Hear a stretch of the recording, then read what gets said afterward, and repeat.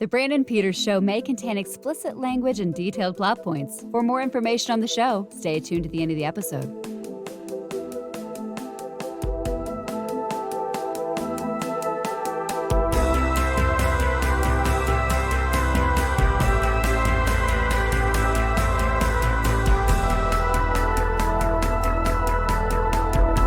And now, here he is, Brandon.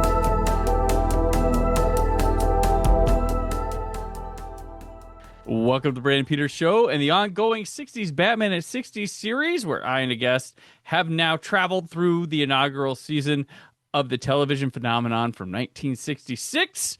My guest this week for the season 1 finale, returning to the show from Movie Films and Flix and Deep Blue Sea: pause for effect, the podcast, Mark Hofmeyer. I'm back. Back. This is amazing. And we're actually recording this time. How great is that? And I got to learn, I just want to call people, I just want to add Poopsie now to the end of everybody's name. Because in this one, she calls him Penguin Poopsie. Mm-hmm. And so, like, just Brandon Poopsie. Brandon Poopsie goes to Brandon Petesy. Marky So, Poopsie. Marky Poopsie. Because if you just called someone Poopsie, then it's like, and they're over the age of 3. Yeah. I mean, there's a guy on the Jackass shows. I think his name's Poopy. Like, that's just, but I guess Poopsie is like, just the slight change, like Poopy, nah, but hey, Poopsie, or, Schmoopsie, like, it's an endearing term. So I'm just going to start adding Poopsie whenever I talk to people. Hey, Poopsie, what's going on? Also, I have a question. Yep. You're walking down the street. Uh-huh. Would you rather someone look at you, scowl, and call you a ruffian, scowl and call you a rogue, or scowl and call you a no good son of a bitch? Oof.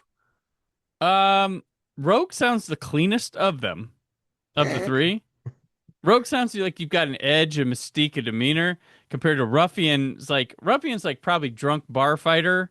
Rogue is like the spy for the other side, and then son of a bitch is, I don't know, could be 2 dudes in suits getting mad at each other. So I'm gonna go with Rogue.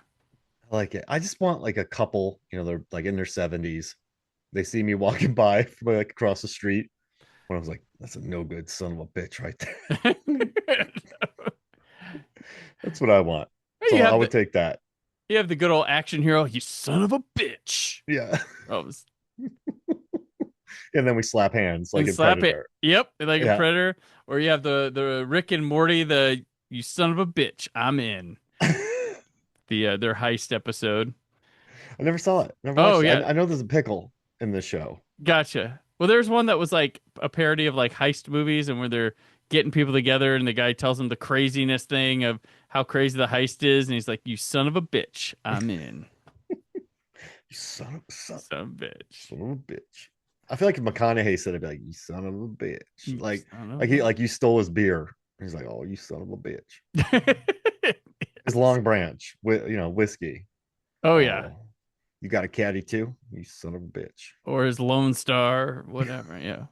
You son of a bitch. Yeah. He could do that. So, Mark, before we get into this, your history with Batman, the character, the mythos itself, aside from this television program we're about to discuss. What are your... All right, so I'm 43. Mm-hmm. So 89 Batman, right? Saw it, loved it. Then I went and watched Batman Returns. Even though by the time I was watching like Reservoir Dogs when I was 10, Mm-hmm. But I remember watching Batman Returns and that fish scene, and he bites the nose. Yeah. And like Michelle Pfeiffer eating the bird, and like Christopher Walken, and the murder, like just the penguins and the clown people in the sewers. I remember this is a lot for little me. Like I remember that feeling. And then I remember I was supposed to do piano lessons, but Batman the Animated Series was on during that time. Oh yeah. Get out of here, piano. So I was watching that. And then I saw Batman Forever, had the soundtrack, that was like big age. Batman Robin, didn't hate it. Yeah. Don't mind it. Batman Begins was cool. Dark Knight, I was living in Korea when that came out, so I got a fond memory of that. And then just like Batman's never been an important part of my like cinema life or comic book life. Mm-hmm. But I like the guy. Yeah. Yeah. I mean, he's a crime fighter. He's a billionaire. He's an orphan.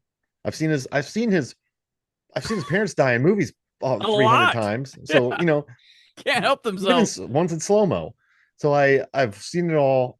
He's been a part of my life, you know, since I can remember. So, you know, I think I would say the biggest thing that he ever did was, like, I remember when Batman Mask of the Phantasm came out. That was big business. Like, I wanted that. I don't think I saw it in theaters, but I got it on VHS. I think I don't think anybody's parents took him to theaters for that. Yeah, Like, it was like, that was like a couple weekends, but I love the animated show, and I think if I had to put together a top 5 list of best superhero films, my favorite superhero films, Batman Returns would be on there. Yeah, you know, I love the Tim Burton movies, and I'm a big Batman Forever is like one of my on my list of like top like full quadrant blockbusters that hit every part of like the soundtrack, you know, the tie-ins. It's got like everything going for it all at once. That was just like there for it. I did figure out how much money was in the cash pile in The Dark Knight. Okay, that was cool. It's like yeah, well, that's right. Yeah, I did the math, and then that got me like a job with like a film theory, and so that paid off. And then I figured out how long it took for Batman to do that flaming symbol in Dark Knight Rises. Yep. I figured out how long it took the Joker to do that pile in Suicide Squad because Batman's in that. So I mean, I'm like, it's been a good for my data work and you know, money in my pocket. So yeah, I like that, the new stuff. But if I had to pick any properties, it's an animated series, and it is so good. Batman Forever or Batman Returns. No, I'm sorry, Batman Returns. Batman Returns. Yeah. Batman Returns so good. I remember leaving that. I liked that movie, and then I remember my parents being like, about that. But my uncle liked it, so he knew it was up. I don't know about that. I knew I was okay. He was like, he liked it. That movie's messed up, man. Like, it is. That was just Burton being like, y'all want to get involved in Batman? Watch this. I have this affinity toward like blank check movies for directors that where they just do what you want. You made us a ton of money last time, and I love those movies. Like, dude, I can't get it. Like, I am a huge fan of The Happening. Bro, that's a blank check movie. And you watch it. I thought Lady in the Water was more blank check movie because The Happening has a budget. The Happening does have a budget. It is. Lady in the Water too. It's like, you're a nerf and she's a scarf and we're part of the burfs.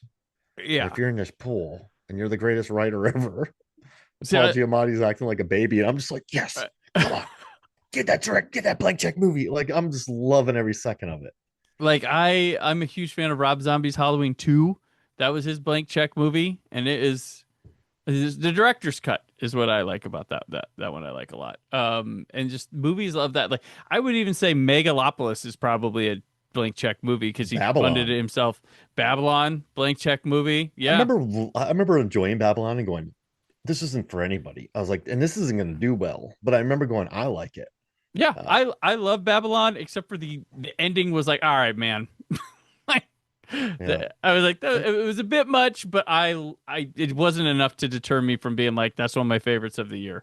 I think it made my top 10 that year. The filmmaking stuff was good. The opening party doesn't even need to be in there, but they're like, oh, we're gonna have an elephant pooping on someone. Yeah, people peeing on each other. Yeah, like that's a blank check movie for that sure. Is. Oh like, yeah. I was afraid. Like watching that, and you're like, oh yeah. Yes, Harry. Get to make what is I don't know. Parker Posey's in here. Yeah. Give me that blank check. Right. I love those. They're fascinating because you just see somebody. Star Wars Episode 1, The Phantom Menace is a blank check movie. Yeah. And I love it. I've always talked about my fascination with that movie because that was the most honest and open a Star Wars movie has ever been. No compromise. And it's this weird world of like just whatever George wants. And it's in this weird time of peace that they got and then immediately after there's, backlash and he's making compromises through the next couple pictures. But that is just pure, unfiltered George Lucas. Blank check, baby. Blank check for a Star Wars movie. We'll never see it again. Of course, I get your show off topic. I'm like the king. Oh, no. I love it. Speaking of this show, did you grow up watching reruns of this at all or your familiarity? No. Oh, this is wonderful. Never watched any Batman of this TV show. So this is your first experience? These are the first 2 episodes of the TV show I've ever watched. I watched the movie because of the shark. Amazing. I've never watched an episode of Batman, the TV show. I did Gotcha. work with Burt Ward and Adam West when I did Comic Cons for Wizard World, Okay. so I know them from that. But I never watched the show. This is great. I like that. I like that. So, cool. So, Maybe our it makes me want to be a criminal yeah, those are the fun in roles. Batman's world, because I could come up with a stupid plan. I could get into a non-lethal fist fight, Mm-hmm. which sounds fun. Like no one really has CTE in this world. Like when you get hit, it's kind of biff, and then you make your way back. You can attack people with umbrellas. Like this seems like the perfect world for a villain. Yeah, yeah, I would say so. It's colorful. It's fun. They You're not in choose jail to long. You always no, escape. they escape where they have been reformed. Like they want them. Batman believes in the justice system in this and to reform people. Um, and that's kind of what he wants to do with everything. I would want to And like I would want a job where I just use all the city's orphans to make like cheap clothes and I pocket it, and then I'm also like a villain at night, and then Batman finds mhm, out and I'm like, I messed up. I'm like, okay, get out of here. I'm get out. sorry. But after a good fist, after I knock around Robin a little bit, do some fisticuffs. Sounds great. It does. Um, As a former bouncer, the fighting in this movie seems great because getting punched in the head sucks. right. So this is great. I love it. Our special guest villain this week is Burgess Meredith, returning as the Penguin for I believe the third Penguin time, Poopsie. yeah, Penguin Poopsie, which we've already talked about. Burgess Meredith. The other guest on the show this week is Julie Gregg as Fenella. She has an uncredited role in the one episode 1 of season two's Mr. Freeze story, and then she plays a nightclub singer in Batman the movie, which is what comes next. She was a TV actress at the time, just making the rounds through Bonanza, McHale's Navy, I Dream of Jeannie, Bewitched, The Mod Squad. She goes, Hawaiian 550, Mission Impossible, Kolchak, Beretta. She goes on to Incredible Hulk, Falcon Crest.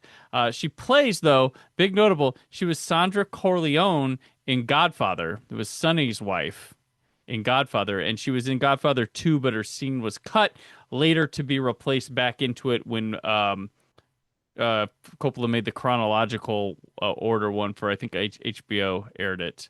And then she was Antonia in Man of La Mancha. Good And run. yeah, good run. Also notable, the Victor London as Octopus. He's the barefoot uh, henchman of the Penguin. He was in Robinson Crusoe on Mars with Adam West. He was mostly a singer-songwriter. He Big thing here. He was the first ever seen Klingon in Star Trek. He was in season 1, episode 26, Errand of Mercy. He shows up before the main one shows up. So on screen, he's not credited as like the first one ever. Everybody refers to the other guy, but he's seen first on screen. And then he took a 22-year hiatus of acting, probably because he was working on music, and returned in Babylon 5, that TV show. Director is again Tom Grease, who had done the second Riddler story. Didn't mention this at the time, but his son is John Grease, the actor. Um, a lot of people know him from White Lotus right now, but he was Uncle Rico on Napoleon Dynamite. Back in the day, I used to throw a ball a quarter mile. He was the Wolfman has got nards, a lot of things. He actually, funny story, he showed up at my work holiday party one time. I think I've already talked about it on this because one of my old coworkers guested on here. But he was there, and everybody's like, that's not Uncle Reed, but he's bald. I'm like, hey, we're a wig in the movie, guys. Like, Did you say you were the bomb in Napoleon Dynamite? no, I didn't. I didn't really talk. It was a couple tables over. I didn't talk. It was not. It was cool. It was at a sound stage at UCLA, and that night I learned how large the campus is because we originally parked on the wrong side of the campus where the sound stage was, and then it took like 20 or 30 minutes just to drive to the correct place. Hey, you got your steps. Got my steps, or miles. And then it's written by Sheldon Stark. This is only Batman, but he also wrote for the Green Hornet. TV writer, did a lot of the normal ones: The Fugitive, Virginian, Man from U.N.C.L.E., Land of Giants, Mission Impossible, The Waltons. Okay, Mark, do you think this episode was based on a comic book? No. It was not. So it's like a little less than half of these this season were based on comic books, I think, has been the I mean, this ratio. one's silly. There's cut rate caviar. I don't. Was he doing this stuff in the comic book? It's Like, was weird this? because this is coming from a lot of these comics that are getting adapted are from the 30s and 40s, and it's a whole weird, and it really fits the vibe of what they're actually really generating what those comics were. So it's actually quite because the comics back then there would be like 3 stories or 4 stories within one issue of a comic book. So the stories were like a lot faster and Okay. stuff, and so there's a lot of quick-witted things and so over Holy the top guacamole, extras. Batman, stuff like that. Holy guacamole, yeah. We got chips. So what are your thoughts? Aquabats. Sorry. Right. I love Uh, Aquabats. Thoughts on the first episode or this first episode, Find Finny Fiends? I mean, listen, the multi-millionaire dinner. Oh, hilarious. Mm-hmm. I like that Alfred gets his caviar from the Iranian embassy. Yes. What? I like that people are called ruffians. I mean, Mm-hmm. not a fish. Like just that there's a fish hook and caviar, and then Mm-hmm. people figure, and then there's a skull and bones thing. Like, did the Yeah, grandfather establish a skull and bones? Yeah, Bruce Wayne's grandfather established Skull and Bone. Like it's like you mean like the skulls from Joshua Jackson and Paul Walker skulls? And then the bones from the Snoop Dogg Yes. movie. So they broke up later on, but they started together. Yeah, that's It's a wild. They're like, Joshua Jackson movie and Paul Walker. yes, Bruce Wayne is tied to like, these dark agencies that later in life wouldn't be. But back then, it would have been cool to say that. Nowadays, you say that, and you're like, oh, these fucking people, These guys goddamn Illuminati and the Masons and the fucking Skull and Bones. controlling our media. Yeah. So that would be that. But listen, yeah, I mean, I love the plan. I love that they trap him in an umbrella. I love the knockout gas. I don't think Alfred would buy cut rate caviar. I don't think he would see like Alfred if he saw cut rate caviar. That I feel like people shouldn't buy cut rate caviar. Does that make sense? Like I would never go to a caviar sale. Yeah, like, hey, we gotta get rid of all this, man. It's going. We got Like someone lifts the back of a truck, say, I got some caviar, real cheap. Like, I'll pass. That's just of all the things in the world to not buy on discount. I feel like caviar is the diciest. Well, and he goes in there, and it's like Maybe that and rockets. Yeah. Got some rockets, half off. it's Why? like shady looking in the store. Yeah, And then like there's sawdust on the ground. two men dressed as like women attending a funeral type, like the big they look like when the guy in Thunderball, when in the opening when James Bond goes and he follows that widow from the funeral, she's like they're like both dressed like her but ends up being the guy who he went to the funeral for. They both, and I'm like, why are they even dressed like, was he, if he went in and it was 3 guys and they'd be like, oh, the jig's up, but he goes in and there's these 2 goons dressed in like women. And he pushes the lady out of the way. He's like, get out of my way. You Yeah. gotta look at this caviar. And he just dips a spoon in there. Yeah. Just gotta try it. It's never buy. I don't, in your head canon, would Alfred buy cut rate caviar for a multi-millionaire dinner? I think he'd have been curious at the shop. I don't know that he would have bought it, but he'd have been curious. 20 pounds, 1 pound for each person. It's like, okay, Alfred. 20 pounds.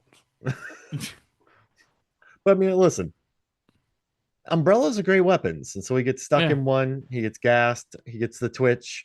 It's a pretty great. I have a question. You watch these. Mm-hmm.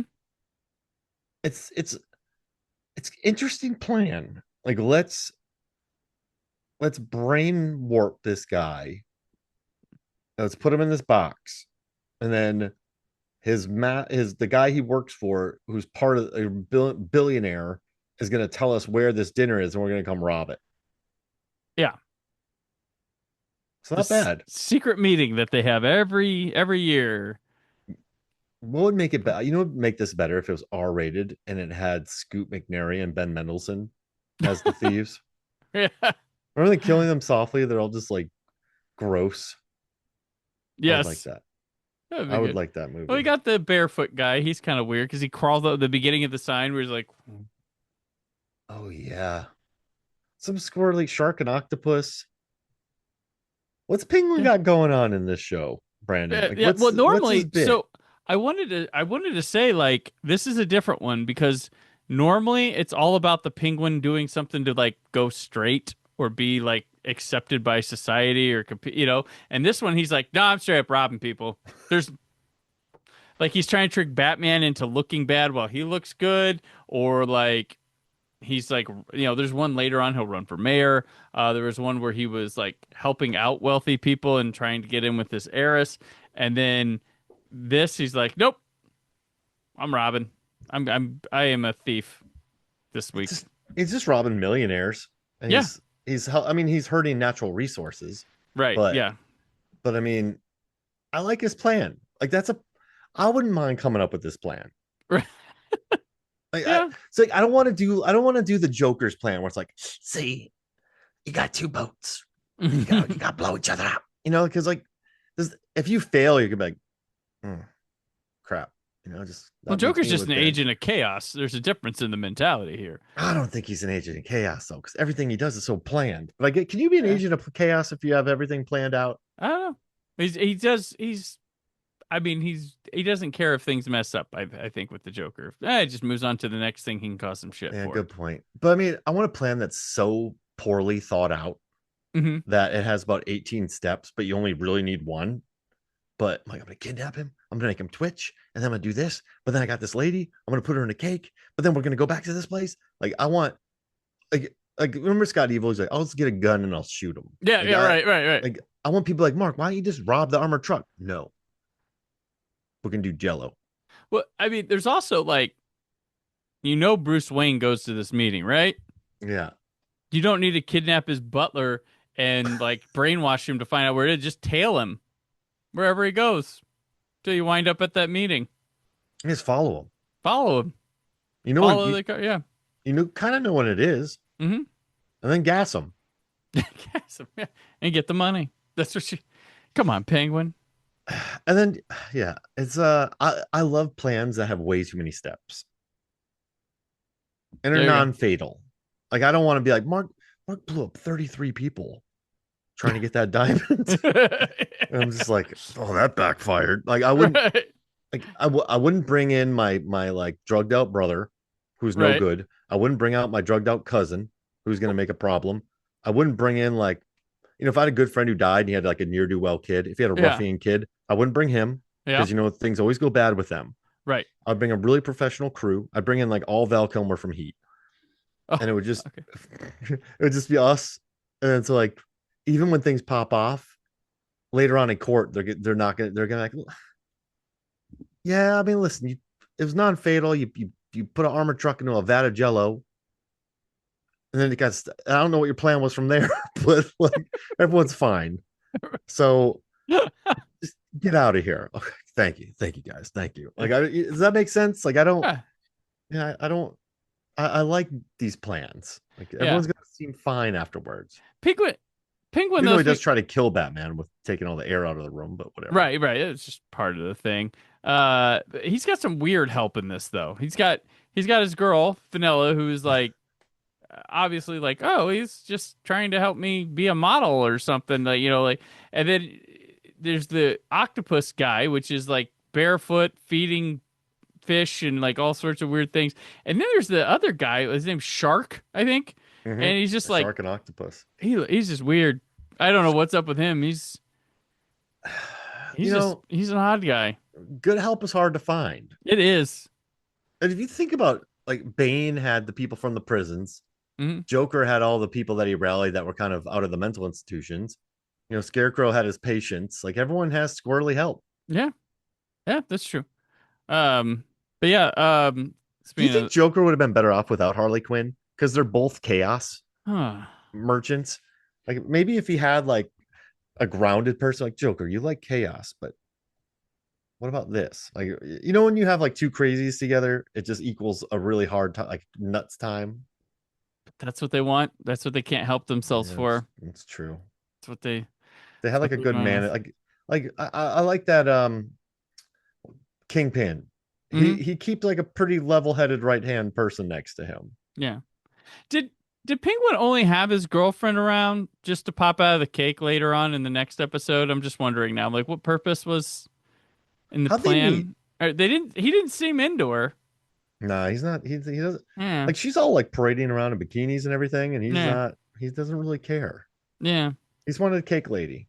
Yeah. Interesting. Yeah. It's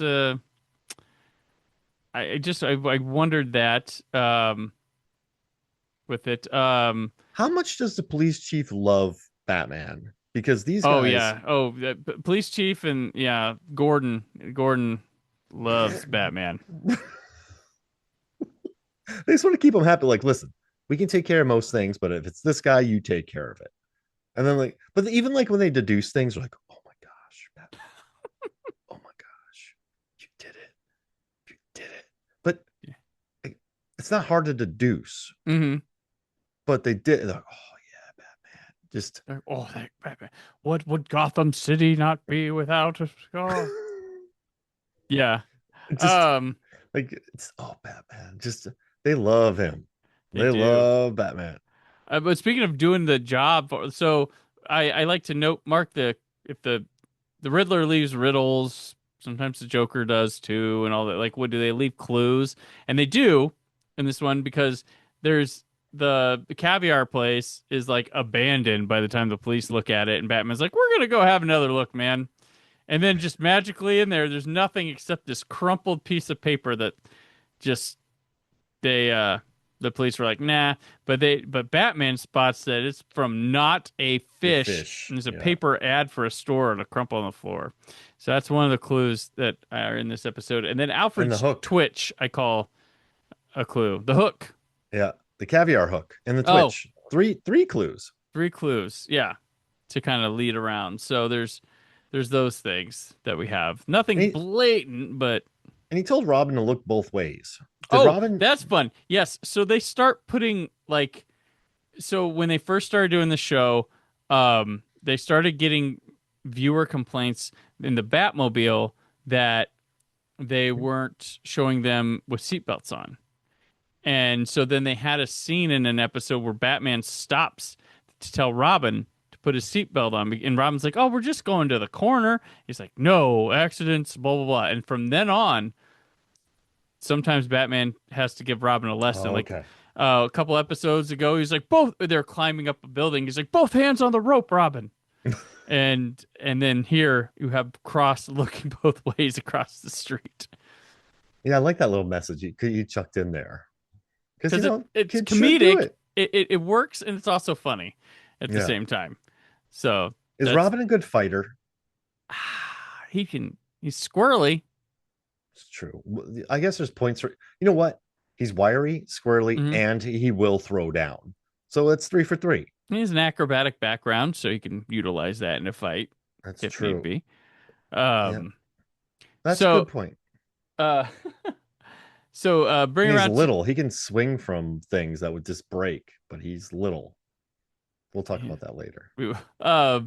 So Mark, I like to go through some stats for the episodes as I go through them.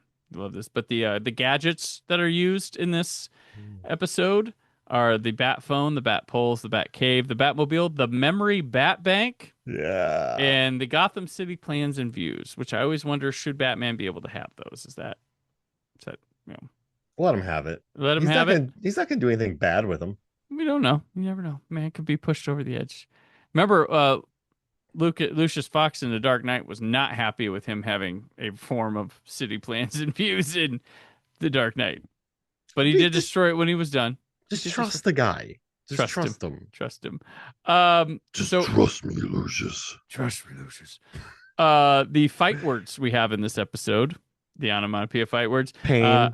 We have clank times 2. We have crash, eow, pow, whap, and swish. Swish is a new one. I haven't had swish yet. When you hit somebody, what noise do you think would pop up based on your strength and fighting capabilities? Man, plop. I don't know.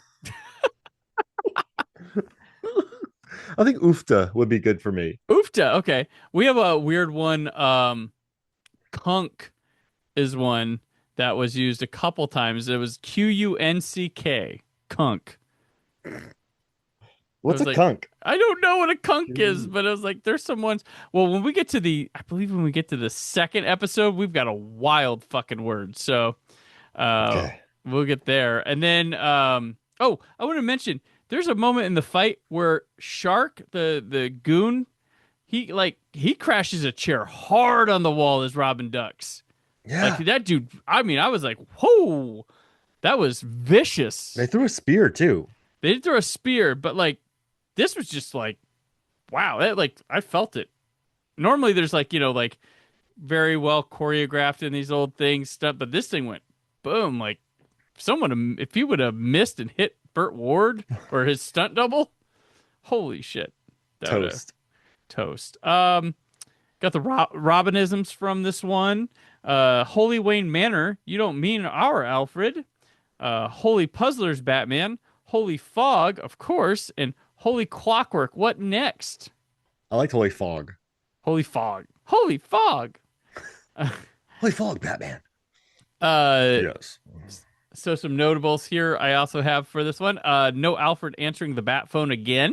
This is the second time in 2 episodes. Commissioner Gordon calls the Penguin the Wandering Pirate of Plunder, or Wandering Pirate of Plunder. Yes. That's what I want to be called. And then we have, this is a return of atomic batteries to power, turbines to speed, and also use the cockpit POV of the Batmobile leaving the Batcave for the second time. I liked when Penguin said, "All part and parcel of my paradical plan," because they like That's those. a lot. The dialogue in this show is just like. Is he studying Greek or Latin in the beginning, Robin? Latin.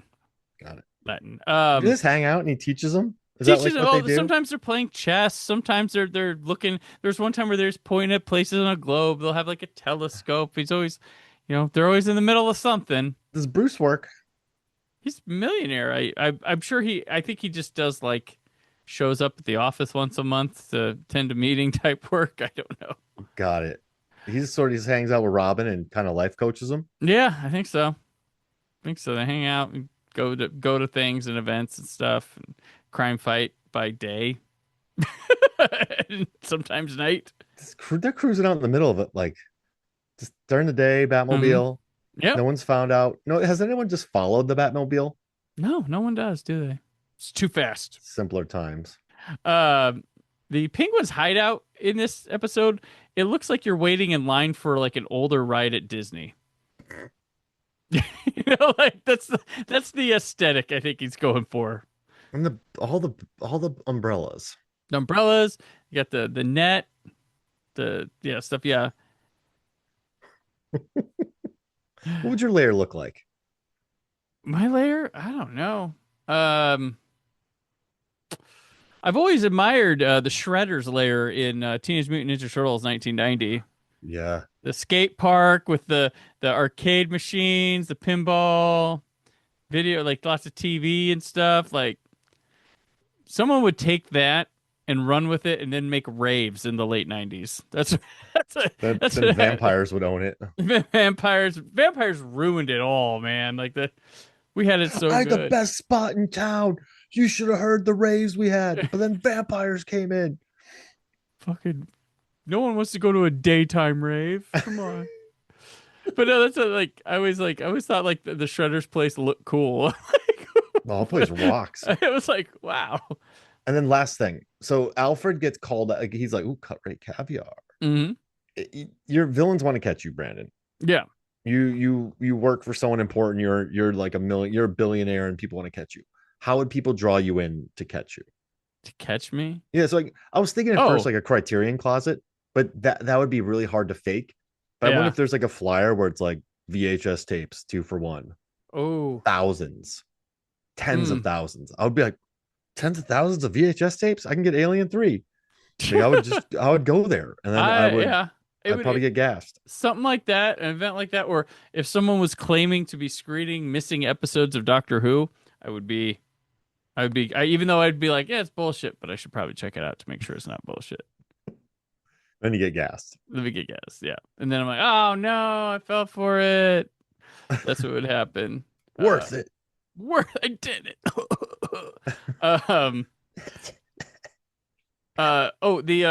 When they do the Bat Bank and they're showing the photos of people, the first two are William Dozier and Howard Horowitz. They're the producers of this, and Dozier's the narrator voice as well.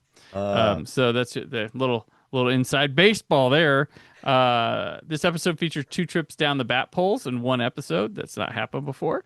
And this was neat. When the penguin goes into his hideout, the camera actually rotated into the Dutch angle. That's not happened. It's always Dutch angles where the bad guys are, but this one actually started out like this, and when he closed the door, it shifted, and I was like, "Oh, that was cool." I was going to ask you about that. They go heavy on Dutch. Yep, that's that's how you can tell you're at the villain's place because it's off center. It's off, that's what they went for. So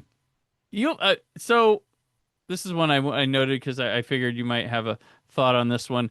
When they're at the Wayne Manor and they're having the millionaires over and the Miss so and so's of Miss Natural Resource and all that stuff over, the direction for the extras is like they blocked it out like it was street traffic or something. Oh, I hate that so much. It was like because it's Bruce Wayne and another millionaire standing in a door, the entranceway to the room, and people are like just walking. Well, I'm like, what? They're in a room. What are you doing? It was like, and go 2, 3 of you. Okay, now 3 of you that way. And I hate busy crosses. When someone walks into an office and I was watching that new Daredevil show the other day, and I swear to you, everybody in the law firm was doing a lap around the office. It's like, why is this? What? Why? Why is this? Like, why? Just I hate busy crosses. Yeah, this was like so much, and it was a big wide shot, and I'm like, oh my gosh, why are we doing this? I didn't even think about it. I'm like, why are just women in bikinis walking around this house, and why are they trying to give them presents and cakes? I'm like, what is this?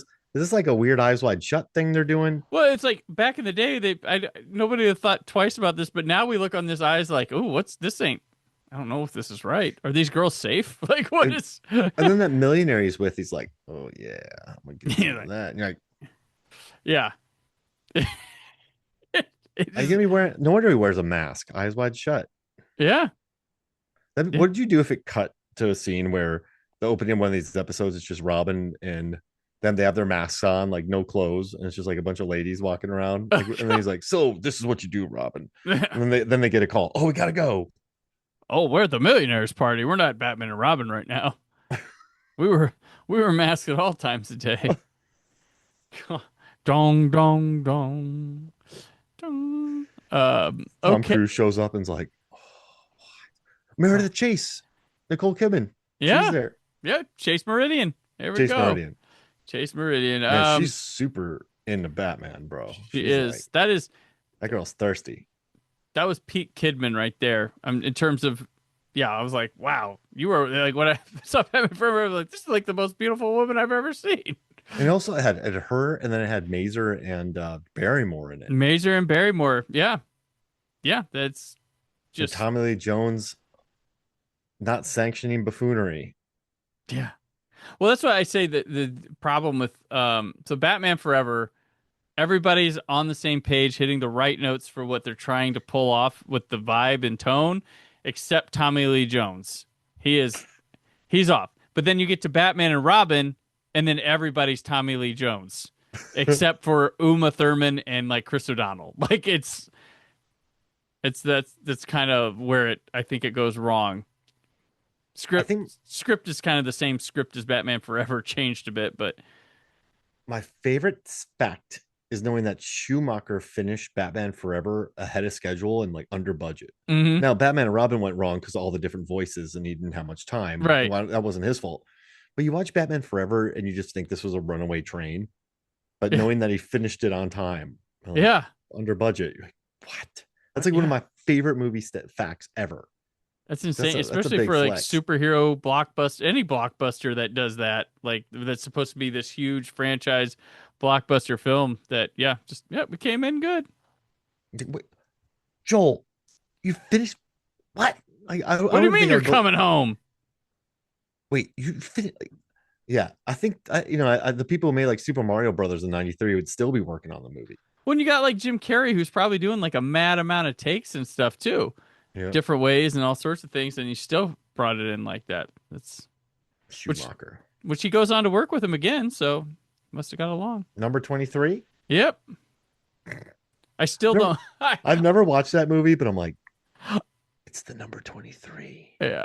I don't I even know. I don't want to watch it because I built up my head canon. Well, it's so funny. I saw it at a test screening, and apparently after that they changed the ending completely. So, and I've never watched it since. So I only saw it with the not used ending of the movie. So I think same way with Dead Silence too. I saw a different ending of that one, and then Oh, I didn't watch it for the longest time. It came on 4K, and I was like, what? That's not what happened at the. Oh, like I went to the deleted scenes. I was like, oh, there it is. That's what I saw. I love Dead Silence. I do. It's really good. When we saw it, it had no title, and it was just they were just calling it Silence. I'll tell you my story about that one off air because I've already told it a billion times on this show. I don't know if I told you it before, but remind me Will because do. it's a good one. All right. So our cliffhanger for this one, Penguin captures Batman and Robin and puts them in a vacuum tank. It comes with an air indicator. There are balloons that burst, and when the last one pops, they'll be finished. And the narrator says, "Revive Robin, breathe Batman. We'll hold our breath for you both until tomorrow night, same time, same channel." So they do not say same bat time, same bat channel at the very end here. Crazy. So, oh no, how are they going to get out of this? Which the vacuum is the same room that the Penguin box was in for Alfred to get brainwashed. So in that room, you can get brainwashed, or we can suck all the air out and kill you. That's two of the things.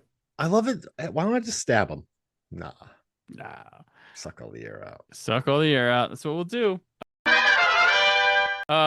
So we'll move on to our next episode. Batman makes the scenes. And this one, same guest starring, except we add in a brief role Lisa Mitchell as Miss Natural Resources. She was kind of a flash in a pan short career. Starred in Ten Commandments, Snow White and the Three Stooges, Man from Uncle, Gidget, and the Monk. She was on an episode of The Monkees.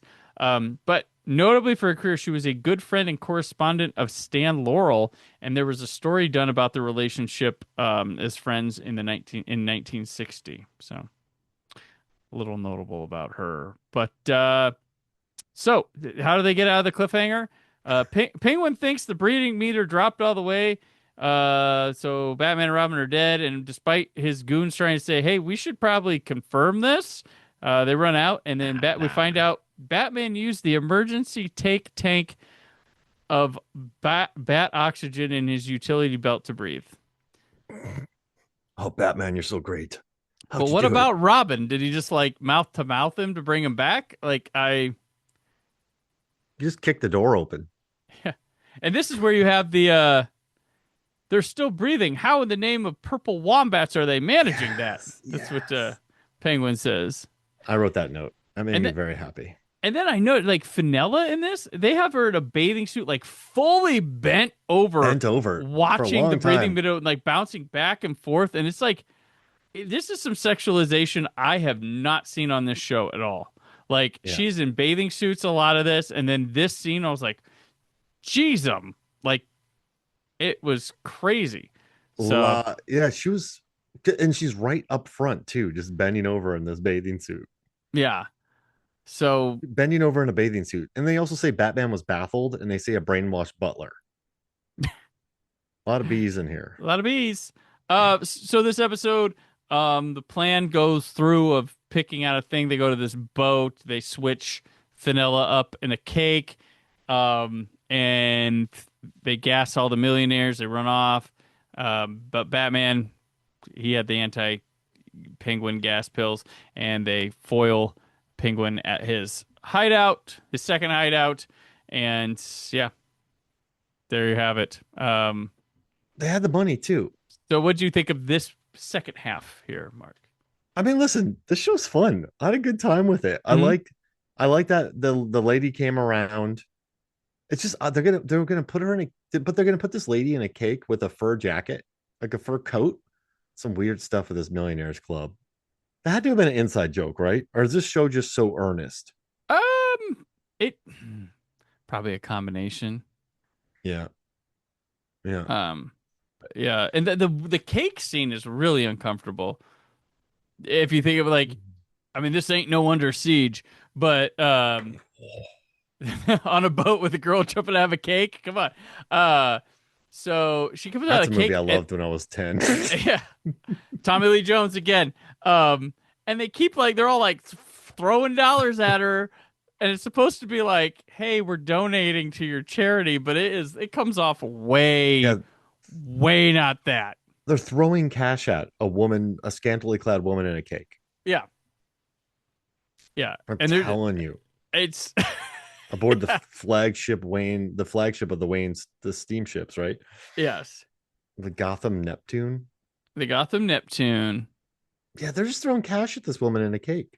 Yeah, in a 1966 family television show that airs at 7:30 at night. So You know, this wasn't 66 had things going on. So like people aren't like it was simpler times back then. I'm like, no, oh no, no, that no. was a pretty rough era. You know, like a lot of things were Things were changing. transition. It was things were Yeah, transitioning during this time for absolutely. sure. Things were Yeah. transitioning. So I mean, this to have a woman pop out of a cake and have cash thrown at her while It she's scantily clad, they had to have thought something about that.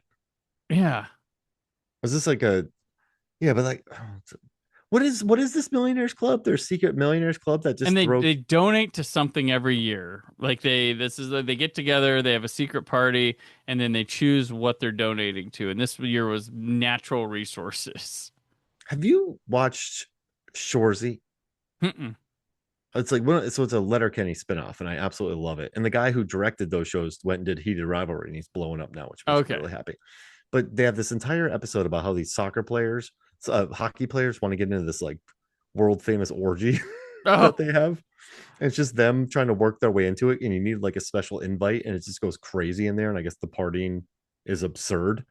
So I feel like that's what this millionaires club is because they don't tell anybody. It's secret locations. There's scantily clad women. They're throwing money at people. There's cakes. It's an odd. Is How do they pick the winner? I don't know. I don't think there was a they just met and decided, I think. I don't think there was any sort of rhyme or reason to it. There's just women walking around bikinis at the rehearsal. Yeah, at the rehearsal, and then we know they've chosen one because she's prepping, and that's when Penguin comes in. They come down on their umbrellas, and he's wearing a mask as if no one's gonna know it's the Penguin. Um, and they switch spots with Vanilla to have her come in. I'm telling you, man, there's an odd thing going on here because you can't really explain it. But are we? I guess we should just assume it's earnest.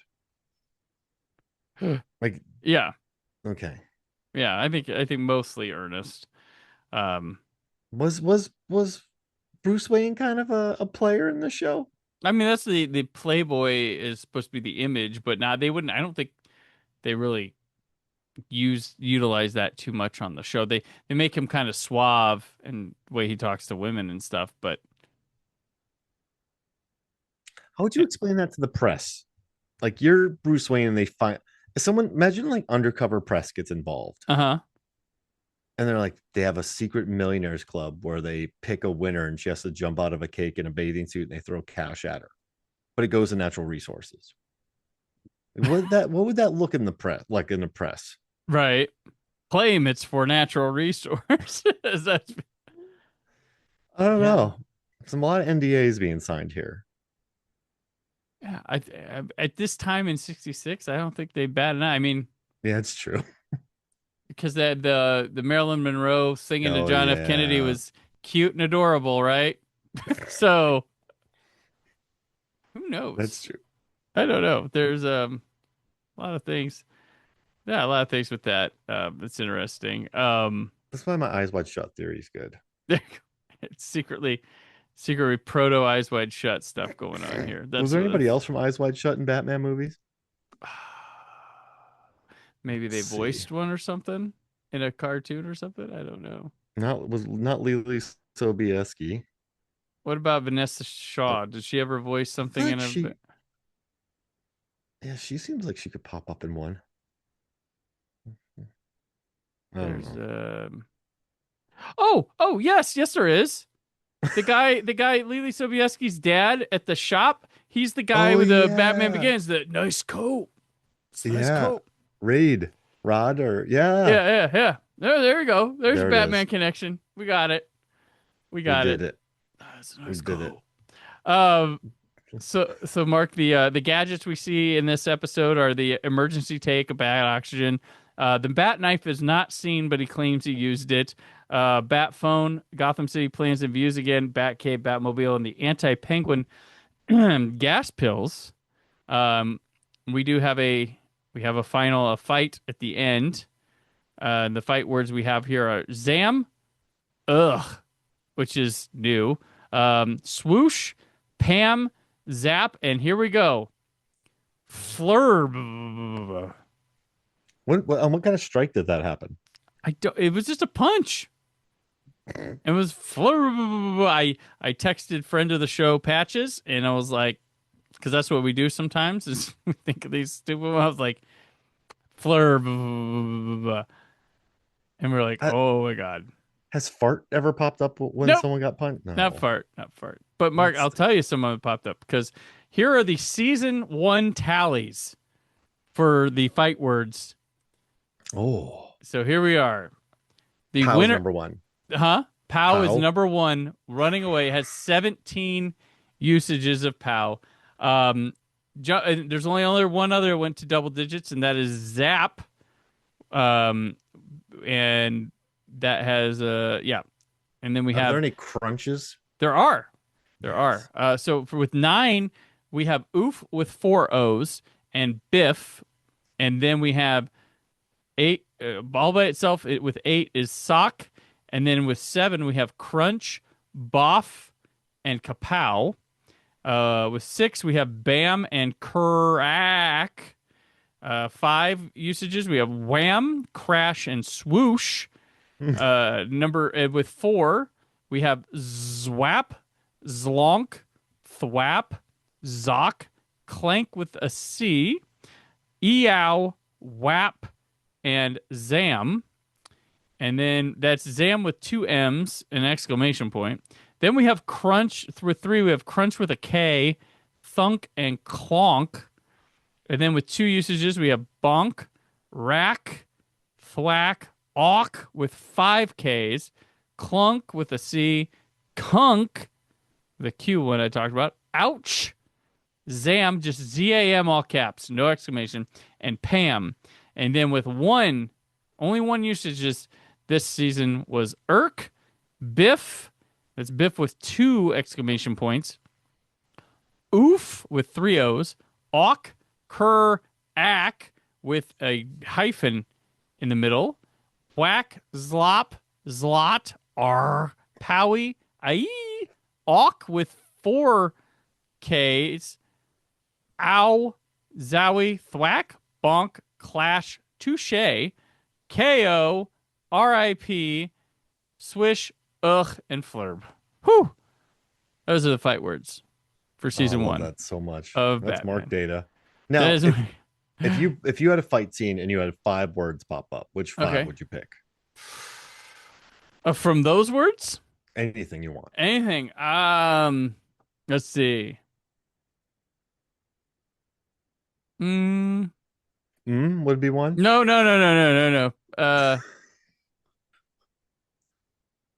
don't know.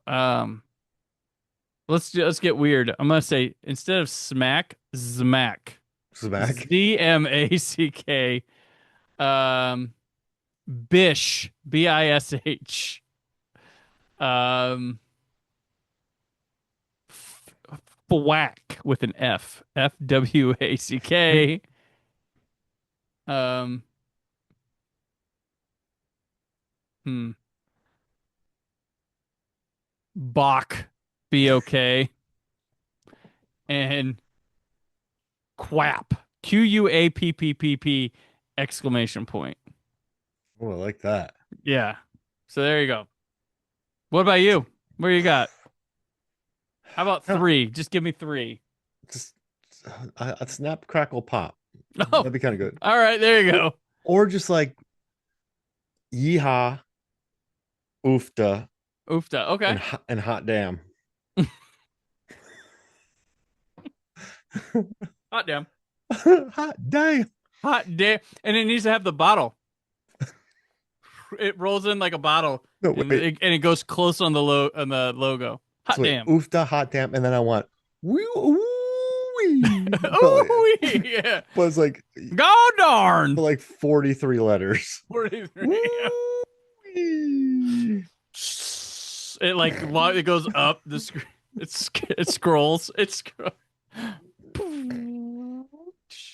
kind of like There we go. yeehaw as well, but I like ooh.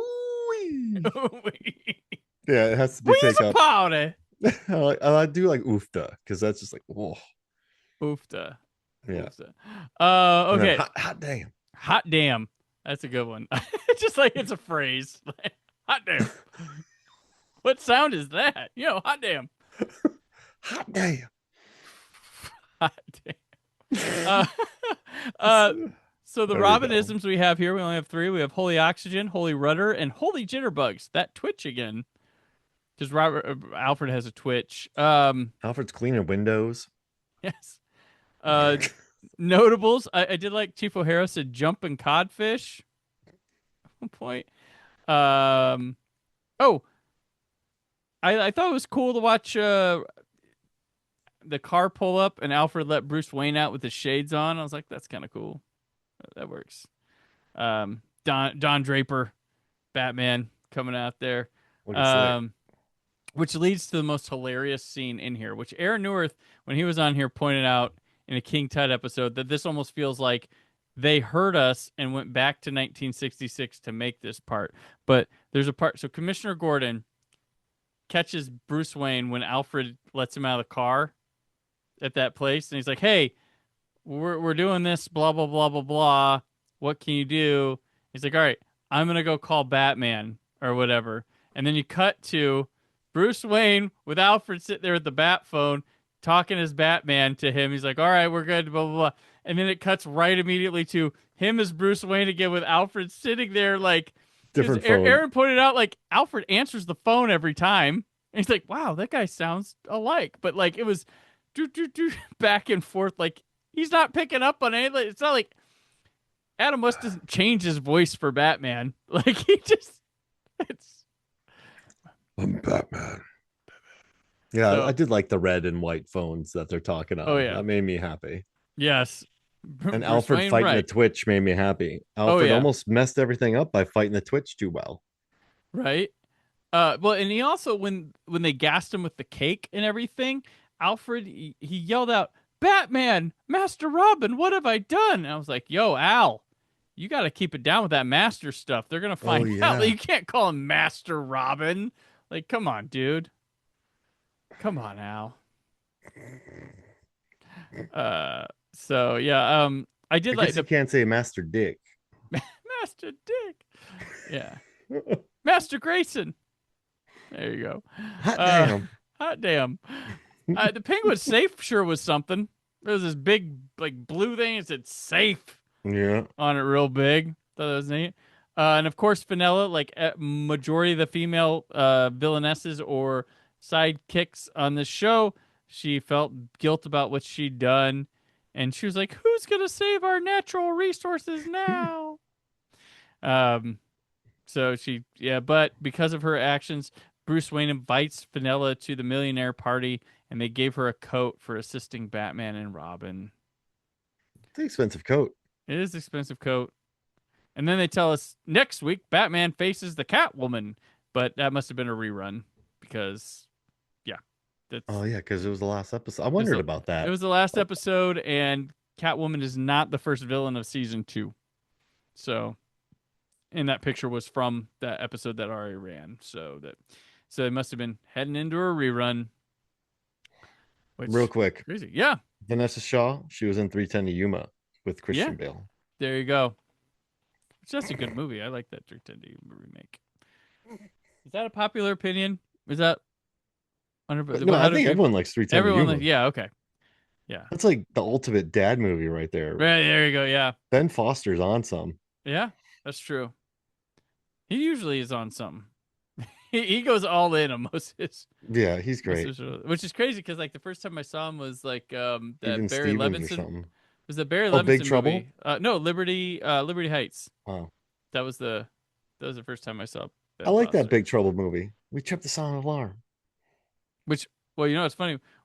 There's that Big Trouble movie, and then there's a Big Trouble movie with Alan Arkin. That's a Cassavetes movie with Peter Falk and Beverly D'Angelo. We're talking about on the summer of '86 at 40, which is the next thing up for the Brandon Peters show.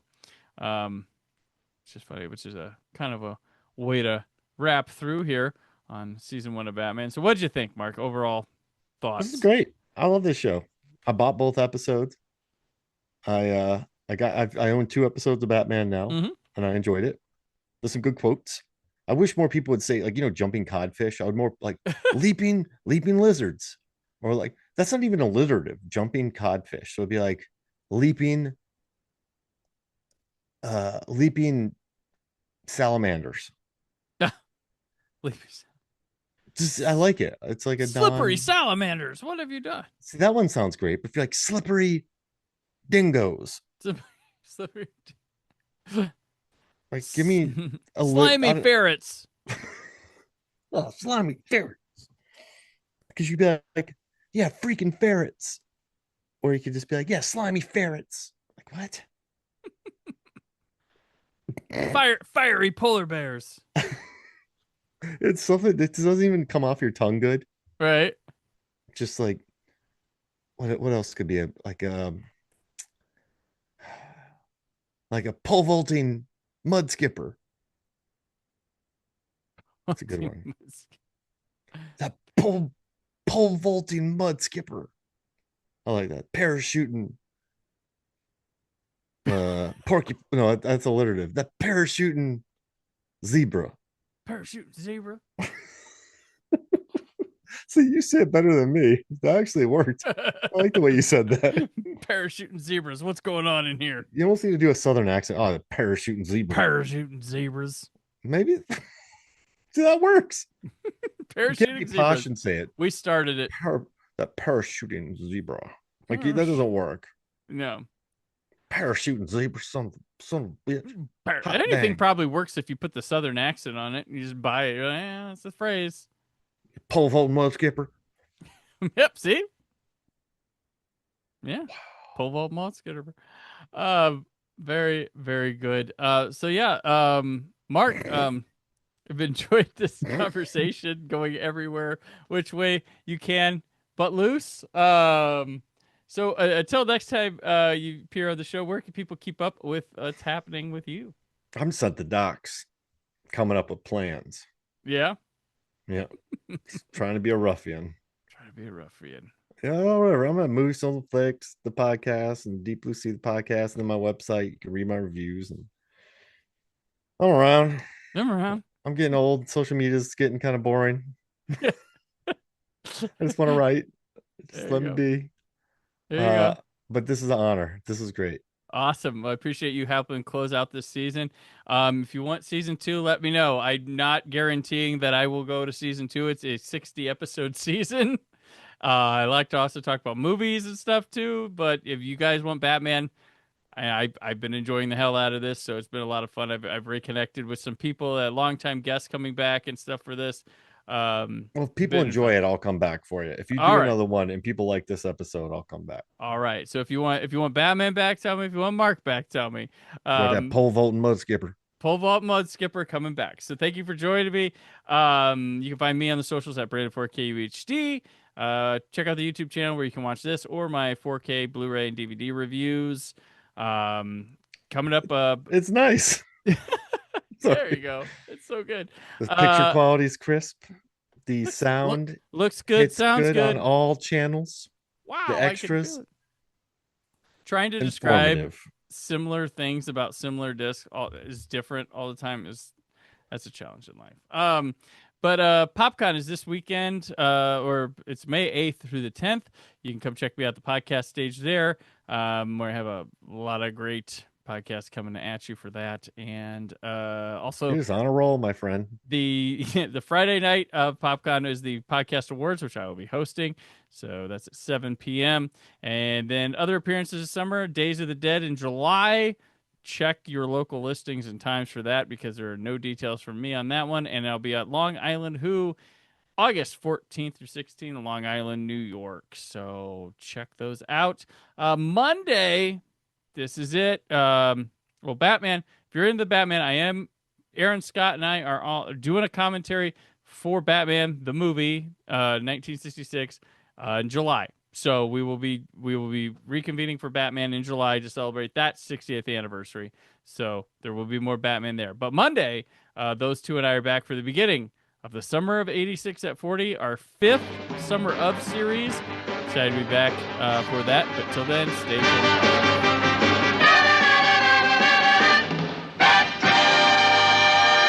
Thank you for listening. The Brandon Peters Show is a Creative Zombie Studios production. Produced by Brad Shoemaker and Brandon Peters. Written and edited by Brandon Peters. Announcer vocals by Jessica Alsman. Theme song by Metavari. Web design and show art by Brad Shoemaker with Brandon Peters. All music and clips featured in the episode are property of their respective studios and no infringement is intended.